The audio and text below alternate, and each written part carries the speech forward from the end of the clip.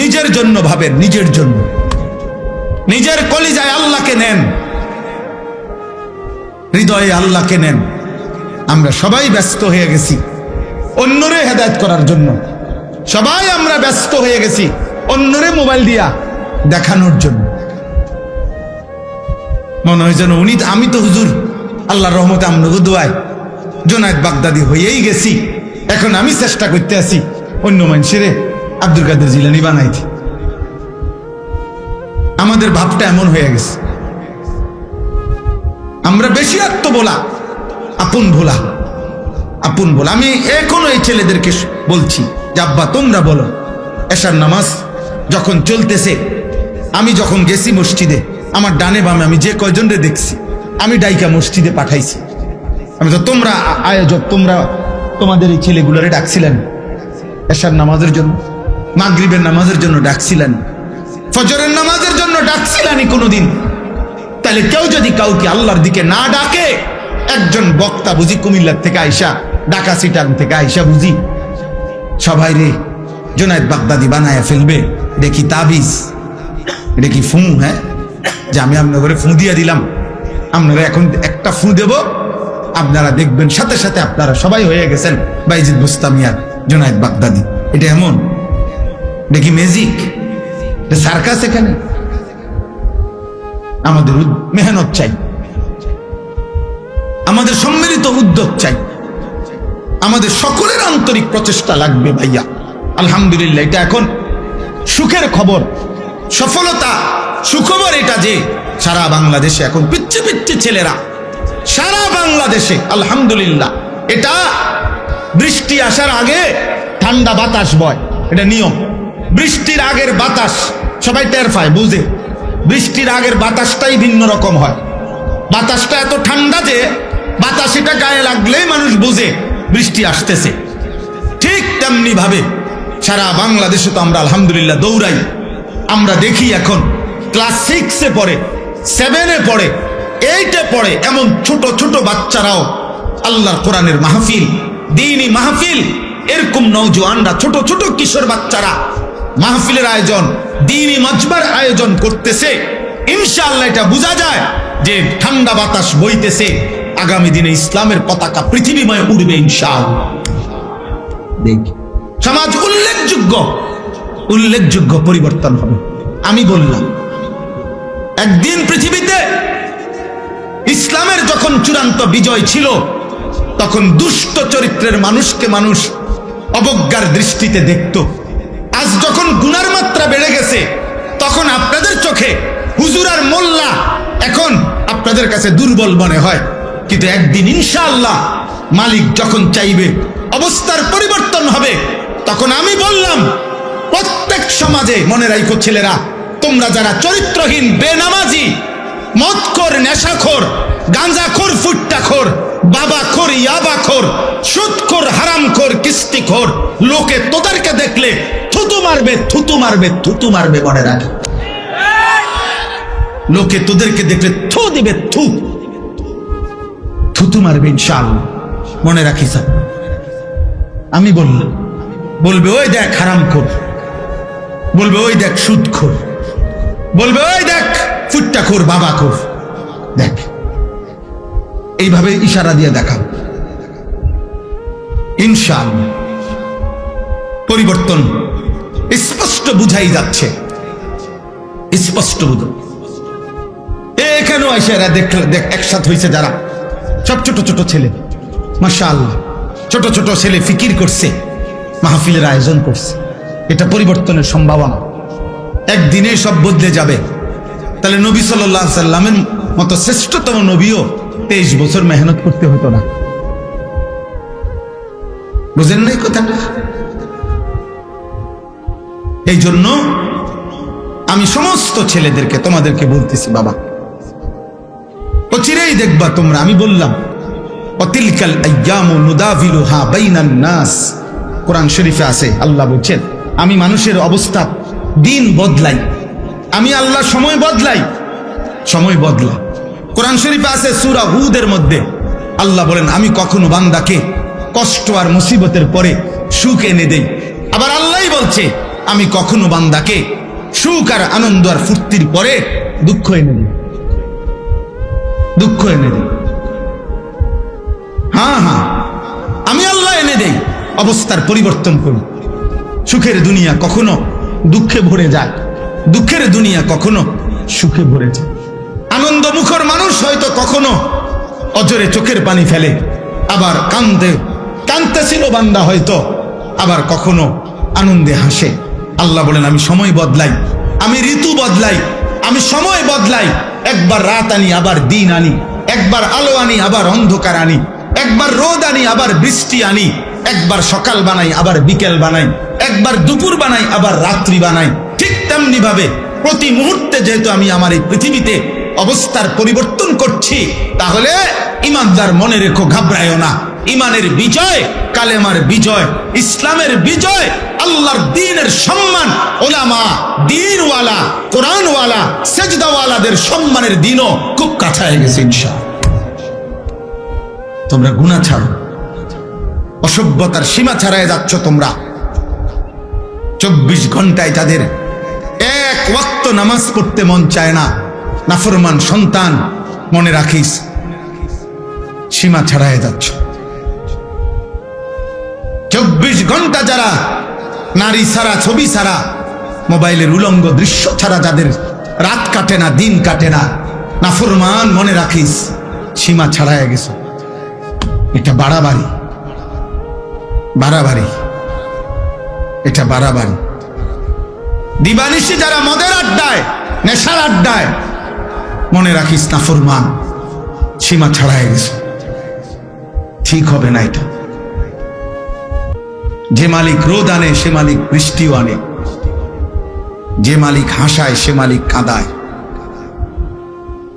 সুখ যে মালিক দেয় দুঃখ সেই মালিকই দেয়, জীবন যে মালিক দেয় মৃত্যু সেই মালিকই দেয়, সুস্থতা যিনি দেয় অসুস্থতা তিনিই দেয়, হায়াত যিনি দেয় মৌত তিনিই দেয়।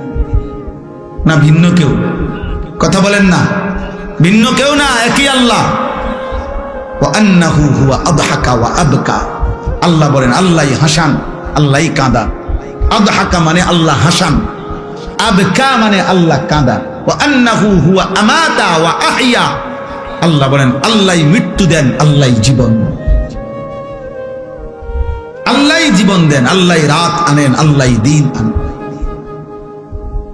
আল্লাহই আনেন। প্রতি সেকেন্ড আল্লাহই বদলায়, প্রতি মুহূর্ত সময়ের প্রত্যেকটা সেকেন্ড বদলায় কে? কথা বলেন না, কে বদলায়? রাত, এই যে এখন রাত, কে আনলেন? আগামীকালকের ভোর আনবে একমাত্র কে?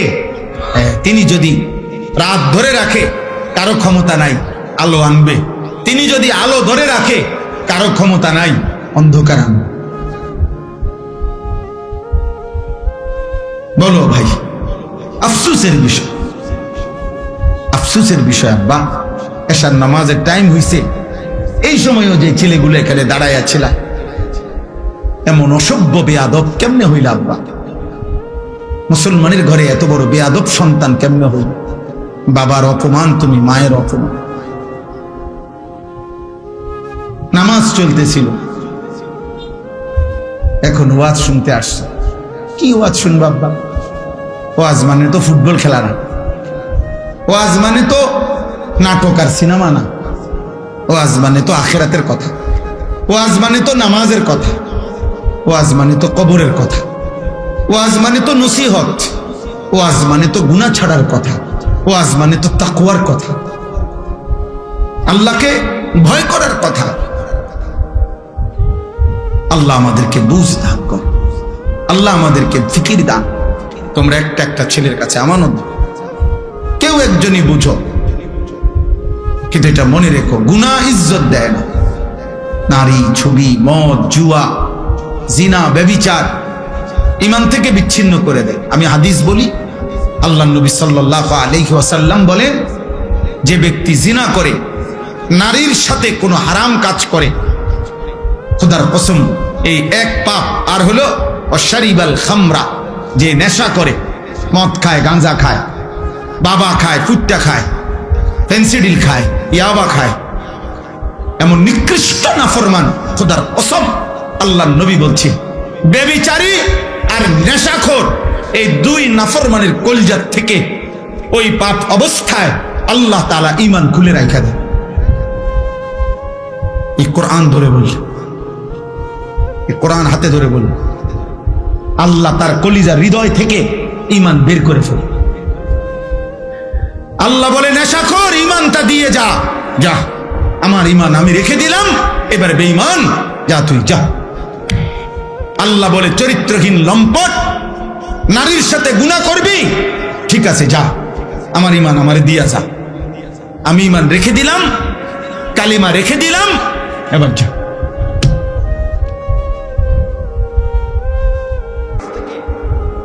হাসরের ময়দানে জাহান্নাম থেকে বাঁচবে কেন? কবরের আযাব থেকে বাঁচবে কেন? সত্যিকার মুমিন মুসলমানের স্ত্রী বলেন, ছেলে বলেন, মেয়ে বলেন, দেশ বলেন, পাড়া বলেন, মহল্লা বলেন, একজন ইমানদার মুসলমানের মূল ফিকির নিজের এবং প্রতিটা মানুষের জাহান্নাম থেকে বাঁচানোর ফিকির। ইন্নামা আনতা নাযীর, নবীজিকে আল্লাহ এটাই বলছে, ঘাবড়াবেন না, আপনার সম্পদ না থাকুক, আপনার সাথে প্রকাশ্য ফেরেশতা তাদের সাথে কথা না বলুক, ওরা যাই আবদার করুক, আপনি মনে রাখবেন ইন্নামা আনতা নাযীর, আপনি জাহান্নামের ভয় প্রদর্শনকারী, আপনি আল্লাহর ভয় প্রদর্শনকারী, কবরের ভয় প্রদর্শনকারী, আখিরাতের ভয় প্রদর্শনকারী। এটাই আপনার দায়িত্ব। আপনি বলতে থাকেন। আমি এখানে আজকেও আইসা মনে হইল কত বছর হয়, 2006 সাল বা 5 সালে, 2006 সাল হবে খুব সম্ভব, আমি প্রথম আপনাদের এই আলগি গ্রামে আসছি বিল্লালদের বাড়ির মাহফিলে। তাইলে আজকে 2026 সাল, বরাবর 20 বছর, বরাবর 20 বছর। এই 20 বছরের ভিতরে খুব কম বছর বাদ গেছে আমি আসছি না, কমপক্ষে 2-3 বছর মনে হয় না এরকম গ্যাপ গেছে, মনে হয় না, টানা এ কোনো না কোনো পারফাসে, এখানে হোক আর ওই পাড়া হোক আর এই পাড়া হোক, ছেলেরা করুক আর বুড়ারা করুক, হুজুররা করুক আর জওয়ানরা করুক, কোনো না কোনো মাহফিলে আসা যাওয়া ছিল। তাহলে 20 বছর পরেও আজও ওই একই বক্তব্য, একই কথা, যে হুজুর মাদকের বেড়ে গেছে, জুয়া বেড়ে গেছে, অশ্লীলতা বেড়ে গেছে, নেশা বেড়ে গেছে। তার মানে প্রতিনিয়ত এই পাপ, গুনাহ, এই অশ্লীলতা, এই বেহায়াপনা। কারণ আমরা অল্প কয়েকজন মানুষ হয়তো ভাবি মানুষকে গুনাহ থেকে ফেরাবার, আর সংখ্যাগরিষ্ঠ একটি জাতির, একটি দেশের, একটি রাষ্ট্রের, একটি সমাজের সংখ্যাগরিষ্ঠ মানুষ চায় অশ্লীলতা আরো বেড়ে যাক, অসভ্যতা বেড়ে যাক। তাহলে এত বিপুল মানুষ যদি নাফরমানি ছড়িয়ে দেয়, 1-2 মিলে কদ্দুর ঠেকাবে? একটা সাগরের ঢেউ তো 2-4 টুকরি মাটি দিয়া ঠেকানো যায়, একটা নদীর ঢেউ তো আব্বা 2-4 টুকরি মাটি দিয়া বাদ দেওয়া যায় না, বাদ দেওয়া যায় না। কক্সবাজারের উত্তাল ঢেউ বঙ্গোপসাগরের, এটা আমরা মাটি কাইটা বেড়া দিলে, বাদ দিলে তো আটকাবে না।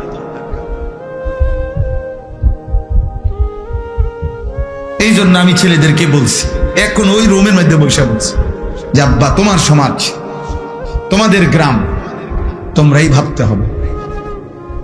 আমি আরেক জায়গার থেকে আসছি, আরেক জায়গার থেকে এসে আবার চলে যাব, কিন্তু যার যার সমাজ, যার যার বাবা মা, যার যার সমাজের অভিভাবক, ওনাদেরই দায়িত্ব ওনাদের সমাজের সন্তানদেরকে আল্লাহর দিকে ফিরান। আলগা হুজুর দিয়া বলাই যাবে 1 ঘন্টা, আধা ঘন্টা, 2 ঘন্টা, কিন্তু পরিবর্তনের জন্য আপনাদের সম্মিলিত উদ্যোগ, এবং 2 জন ছেলে, 1 জন ছেলেও যদি থাকো, ছেলেরা তোমাদের মধ্যে কেউ, যে সমাজ মানুষের চুরি, জিনা, মদ, জুয়া, নারী, বেহায়াপনা, অশ্লীলতা দেখে যদি কারো কলিজার মধ্যে ভাবনা আসে, আহা আমার সমাজ কি করছে, তাইলে তোমারই দায়িত্ব, তুমি উদ্যোগ নাও, নাই তো পরিবর্তন আসবে না, পরিবর্তন আসবে না। এ মোবাইলে ছবি দিলেন, ফেসবুকে ছবি দিলেন, আমরা মাহফিল করেছি, হুজুর আসছেন, শ্রোতা আসছে শ্রোতা গেছে, কারো 10টা ছবি কারো 20টা ছবি মোবাইলে দিয়া দিছে, এরপরে নতুন ছবি আইসা পিছনের গুলারে ফেলে দিছে। এইগুলার কোন কিচ্ছু আসে যায়, কিচ্ছু আসে যায়। এই জন্য আমি সবার কাছে বলি, আপনারা যারা আছেন, ছেলেরা তোমরা যারা আছো, সবার বিবেক একসাথে নড়ে না। কিছু মানুষের বিবেক মরে যায়, কিছু নাফরমান আল্লাহর নাফরমানি করতে করতে কলিজা বন্ধ হয়ে যায়। খোদার কসম, এটা কোরআনে আল্লাহ বলছে। পাপ করতে করতে, নামাজ না পড়তে পড়তে, আল্লাহকে সেজদা না দিতে দিতে, অশ্লীলতার নাফরমানি, বেহায়াপনা, অসভ্যতার নোংরামি করতে করতে খোদার কসম আল্লাহ বলেন অসংখ্য নাফরমানকে এক পর্যায়ে আমি তার অন্তর মোহর মেরে দেই, কান মোহর মেরে দেই, চোখে চূড়ান্ত পর্দা ফেলে দেই, আর কোনোদিন হেদায়েত দেই না। একদিন আমার ফেরেশতা দিয়া লাথি দিয়া জাহান্নামেই ফেলে দিই।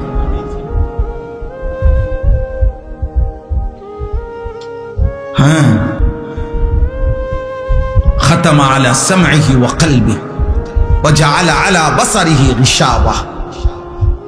গুনাহের জন্য লম্বা করতে নাই, পাপকে দীর্ঘ করতে নাই।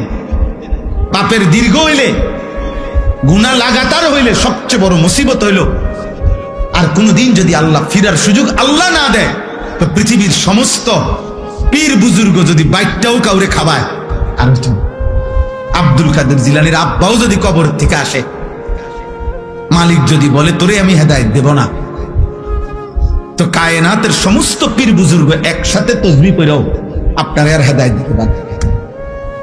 আল্লাহ যাকে হেদায়েত দিবে না বলে ফেলে, তাকে আর কায়নাতের কেউ দিতে পারে। যদি পারত তাহলে রাসূলুল্লাহ সাল্লাল্লাহু আলাইহি সাল্লাম আবু তালিবকে ঈমান দিতে পারতেন, পারতেন কিনা?